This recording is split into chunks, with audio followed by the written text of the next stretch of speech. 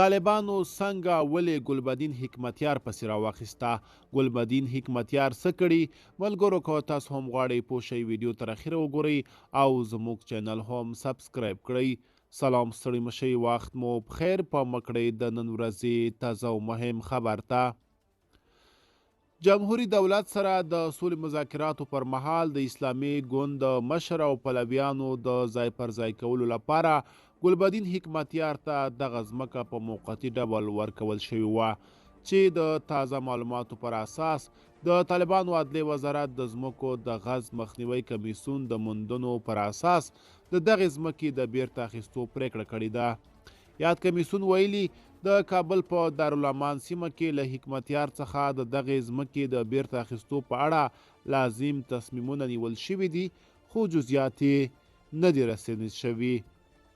ملګرو که تاسو هم د دې ویډیو په اړه څه نظر لرئ موږ سره کومنټ کې شریک کړئ. تر بیا ښه وخت او ښې چارې.